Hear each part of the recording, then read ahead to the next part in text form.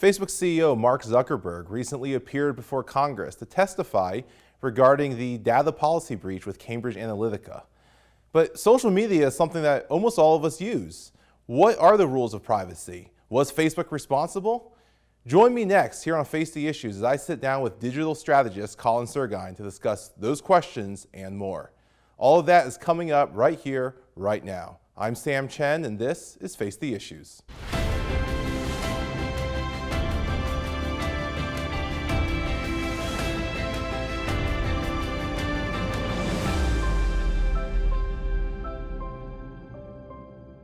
Good evening and welcome to Face the Issues. I'm your host, Chen. Social media, we live in the digital age. So many of us use it. But recently, Facebook CEO Mark Zuckerberg appeared before Congress to be grilled about a data policy breach with a data group called Cambridge Analytica. Stirring questions about our privacy online. How do we protect against it? And was Facebook within their rights? How did they get our data? These are all important questions. And I'm pleased to be joined this evening by data strategist from Digico, Colin Surguine, to discuss those questions and more. Colin, thank you so much for being here. No problem, thank you. Let's start with that 30,000 foot level. Sure. Mark Zuckerberg, Facebook CEO, he goes to Congress, 10 hours of questioning. What is all of this about with Cambridge Analytica, with Facebook, the data policy breach? Can you kind of give us the overview of what's going on here? Sure, I think there's a lot of stories out there talking about what's exactly happening, but I think the bottom line is that this app essentially collected a whole bunch of data through a quiz. Now that practice in itself is not unusual. A lot of companies and publications and organizations use that tactic, that marketing tactic. But I think where the egregious, where it was really egregious was where this app then turned around and sold that data to Cambridge Analytica without Facebook's knowledge. So I think that's really the issue here. Okay, so the app itself wasn't made by Cambridge Analytica. No. It was a separate app that had Facebook's permission to operate on the Facebook platform. Correct. Collects data, and like you said, that's a fairly normal thing. And then went and sold that data to an outside group, and that outside group is Cambridge Analytica. Correct, and I think something that's important to note is that that's a breach of Facebook's data policy. Essentially, this app, collected data under false pretenses, and essentially was not transparent in the way that they collected the data, and they weren't transparent enough with their users. Okay, let's stay at that 30,000 foot level for a bit. Zuckerberg is testifying in Congress, 10 hours of testimony, both senators and congressmen. And one of the things I'm sure you've seen, I've seen, is continuously people are somewhat mocking the questions that were asked. And some of them were fine questions, and a lot of them seemed to show an ignorance among our elected officials of how social media works. Yes. And so you had some questions, I believe it was a senator who asked Zuckerberg how Facebook makes money. To which he says, well, we sell ads like everyone else. Yes. Someone else had asked about whether or not Facebook and WhatsApp, whether these platforms and apps speak to each other. There's a lot of questions about the storage of cookies and things like that. Sure. How does Facebook work? How do these social media platforms work, 30,000 foot level? I think WhatsApp is kind of a little bit different of a category in terms of applications. I think it's more similar to your iPhone's iMessage or to an app like Skype or Google Hangouts, where that data is encrypted. Sure. And so there's no real way for outside advertisers to get into that data. That's a private messaging app. Correct. Okay. Whereas Facebook and Twitter, Instagram, those social media platforms, they were originally designed to connect people. And I think what a lot of people don't understand about that is, in their mind, it also allows them to connect businesses with people, advertisers with people, different organizations with people. And that's part of their platform. And that's how they operate. And so essentially, so that's how it works. Okay, so there's this data policy breach, if you will, where this group, I think the app was "This is your digital life," Sure. right? And Facebook has since banned them from their platform. Yeah. What kind of data, when we talk about data policy breach, what kind of data are we talking about? Because we've seen in the past data breaches, for example, when Target had their debit card breach, or if your bank calls you and says that certain machines that you swiped your card on had issues. Is it that kind of data? What kind of data are we talking about? Facebook collects data from, it's all sorts of data, really. It can be anything from your email address, your phone number, to things like the type of content that you consume, whether it's more conservative or more liberal. And so there's the demographic data, there's the behavioral data. So Facebook really tracks all of that stuff. But I think what needs to be clear is that there's no way for me to say, oh, Sam, this is, you are so-and-so age, your household income is so-and-so. There's no way, it doesn't get that granular. Sure. Typically categorizes people into a group, and there's no way for us as advertisers to access a list of people or anything like that. It's really just segmenting of groups. So at no point does an advertiser or a political campaign go on there and download a list of names that says this person prefers eggs for breakfast or shops at Whole Foods or fill in the blank. Exactly. So how this app, this is your digital life. So how does this app get that data, and then how did this end up going over the Cambridge Analytica? Sure. So the app actually collects the data through that quiz that we were talking about earlier. Essentially, it provides a personality quiz or something along those lines, something that's going to attract the user to click on it and go through it. And as soon as a user clicks through, this app strips all of the data that it says it's going to strip. It typically does tell you. It typically does tell you what data it's taking from your Facebook account or your other accounts. And so once this data was stripped, they then turned around and packaged this data and sold it to Cambridge Analytica. So that's kind of what happened there. Okay. You do digital work for political campaigns, for political candidates.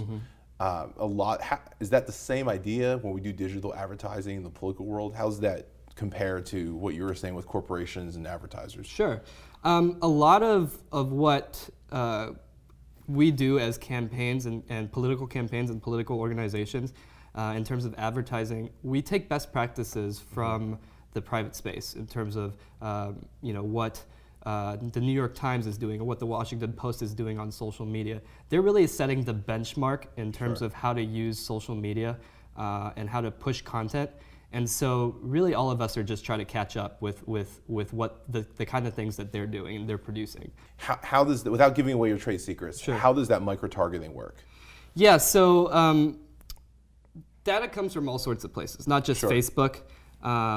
Obviously, we can take data from Twitter, we can take data from other social media platforms as well, but there's also publicly available data out there in the ether, and I think your voter registration, voter registration data is an example of that. Sure.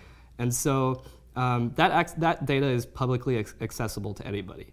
On top of that, there are a lot of companies that build a business around aggregating data and segmenting that certain audiences for their clients or their advertisers. And so those are just a few ways in which we can collect the data. Obviously, that can get pretty granular. Sure. So if I see an ad, right, if I go on my social media and I see an ad being run, how do you select that I'm the one that sees this ad? Without giving away your trade secrets. It's typically, you create audience profiles, right? You based on, there's no way to target every single person specifically.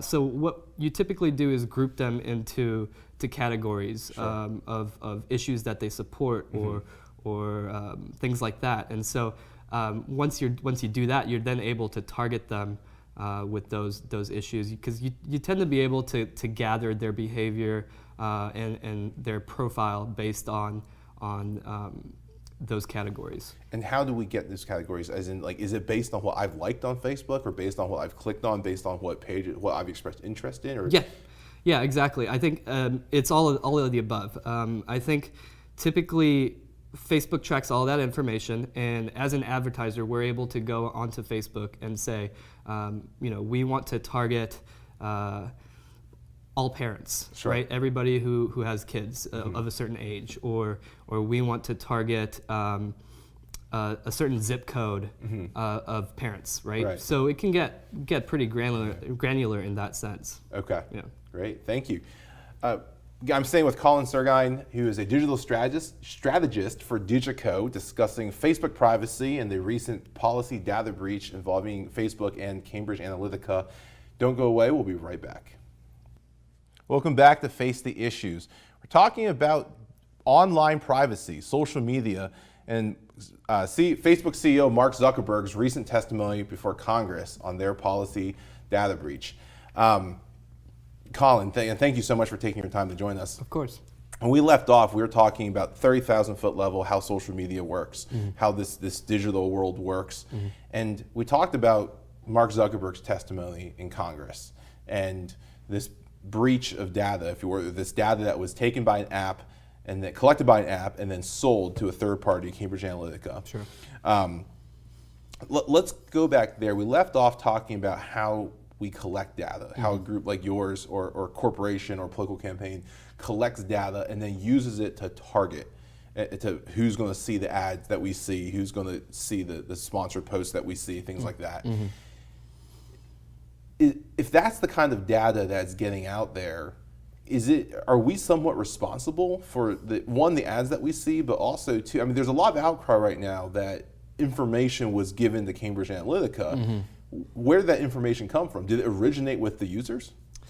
Yes, it did originate with the users, but I think there's really two sides to this. I think the first is that the issue or the shortcomings on Facebook's side is really that they weren't communicating their privacy policy or their data policy properly to their users. Okay. And I think that was a huge shortcoming on their end.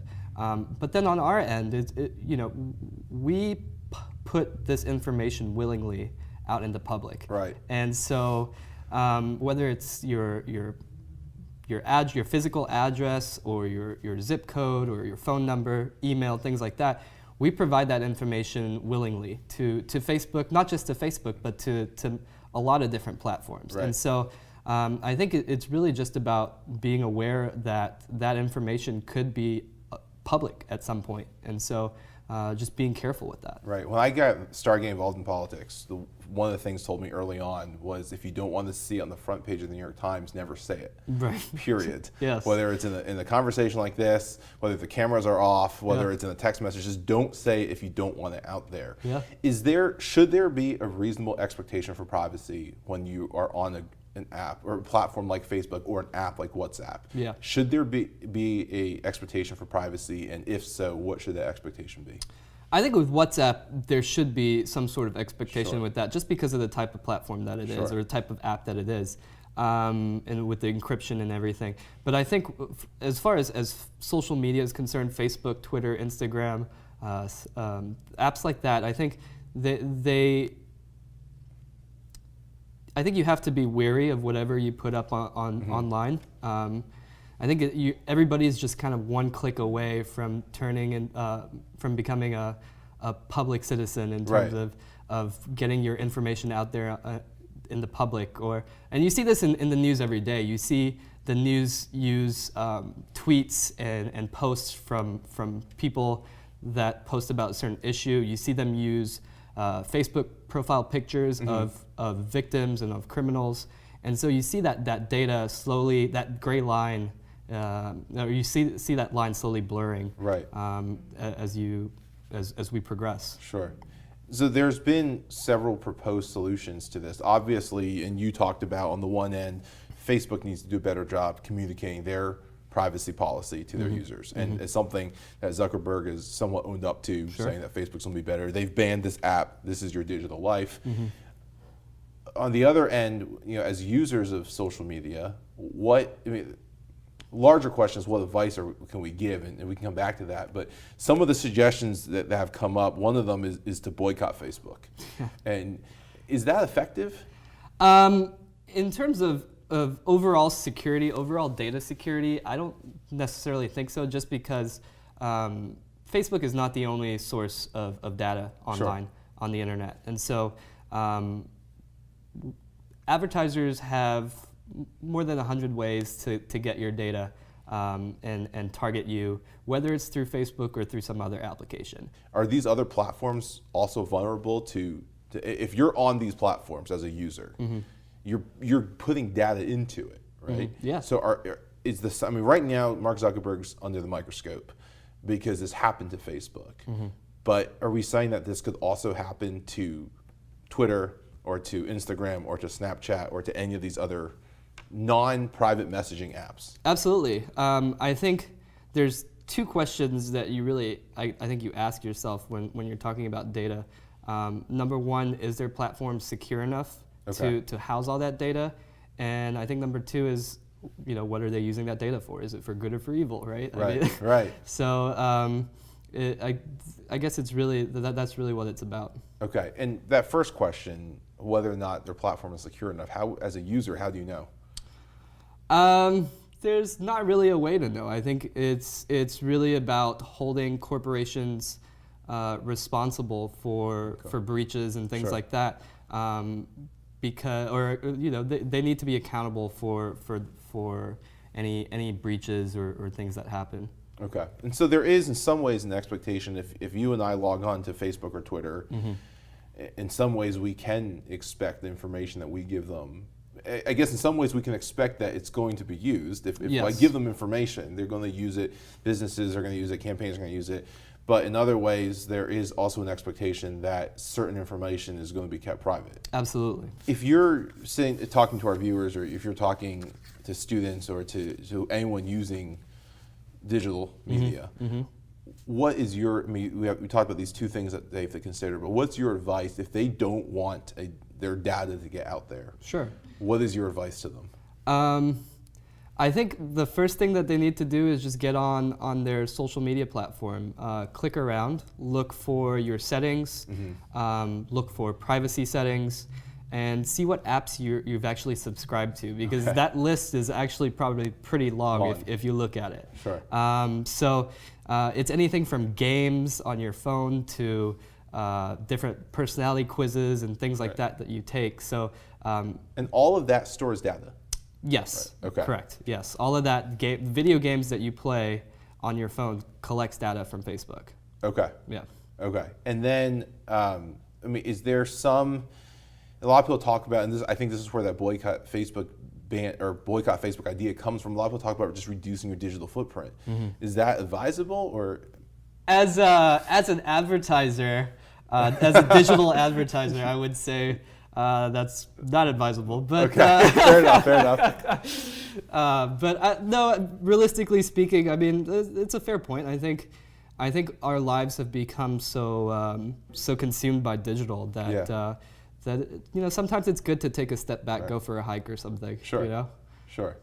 And then last question, again, just on this idea of advice for our viewers, advice for other people that you might talk to about how they can protect their privacy. What kind of information would you say you probably shouldn't be putting up on your social media? Again, because like you said, I mean, I visit some of my friends' social media pages, and I do some of the same things you do in the political side of it. Yeah. And you're right, it is stunning how much information some of these people give out. Yeah. And then their pages are just entirely unprotected. Yeah. What kind of information should people be okay with putting on social media, and what kind of information should they probably not put up? That's a fair question. I think it depends on the individual. Some people are more willing to provide more information than others. Sure. Typically, kind of the threshold for platforms is an email address. Outside of that, though, phone numbers, things like that, I wouldn't recommend putting up on Facebook. But that's also up to your discretion. Sure. So. Okay. Well, Colin, thank you so much for taking the time to join us. Appreciate your expertise on the issue and shedding some light on internet privacy for our viewers. So thank you. Talking about internet privacy, social media, what exactly happened with the data policy breach with Facebook and Cambridge Analytica, and how we can better protect ourselves online. We'll be right back. Welcome back to Face the Issues. This week, our hometown heroes have a special place in my heart. As some of you may know, I have the privilege of serving as an adjunct professor at Northampton Community College right here in the Lehigh Valley. And some of my students join me in studio. Take a look.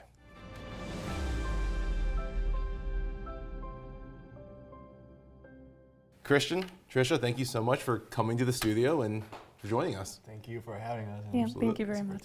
Absolutely. Let's start with Tribetown MVPs. And Trisha, can you talk a little bit about what that charity was?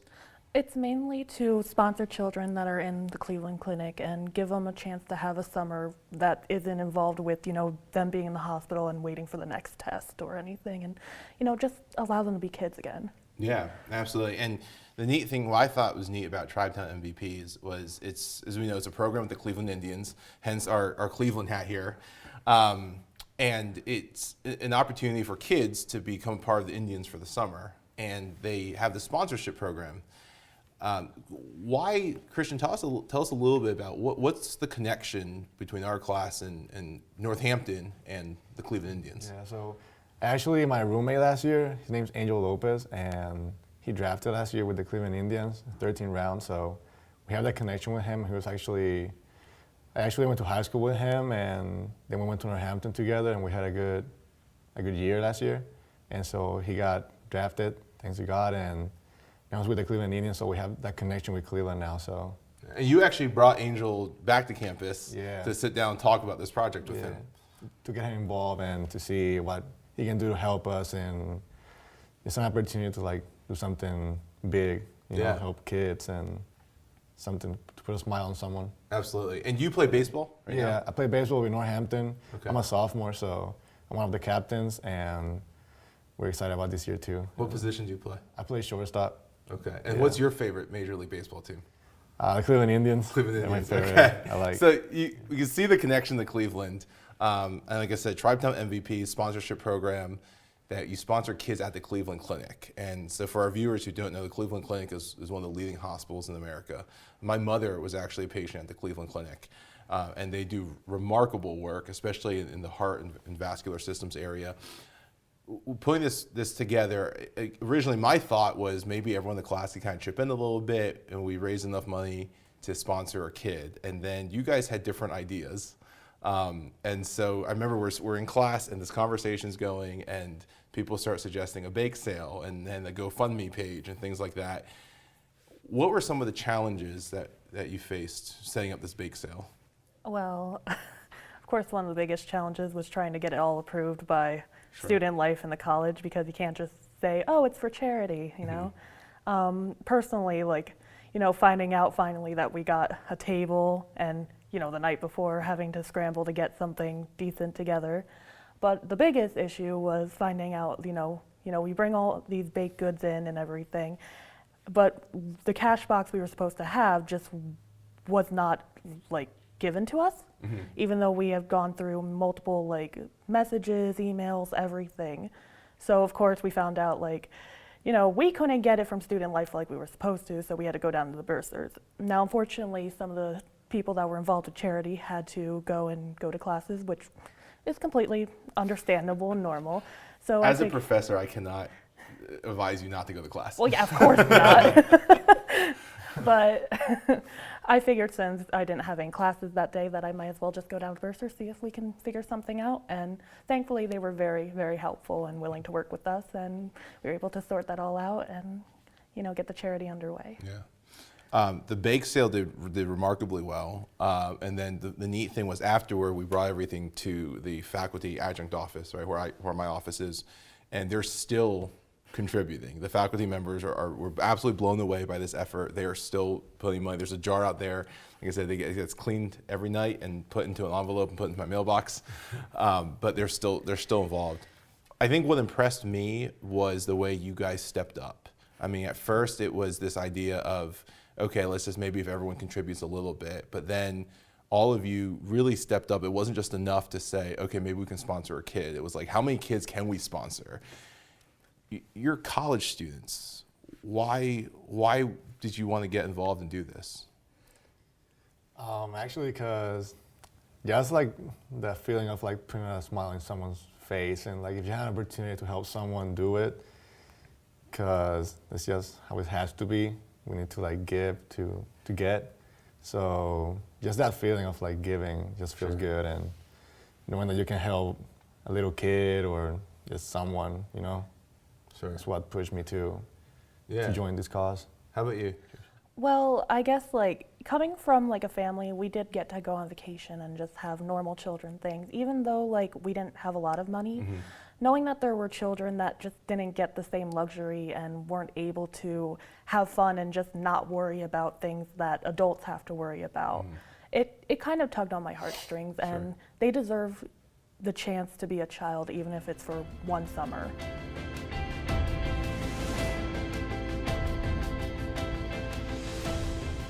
That's all the time we have tonight. Thank you again so much for joining us, and thank you to my special guest, Colin Surguine, digital strategist at Digico.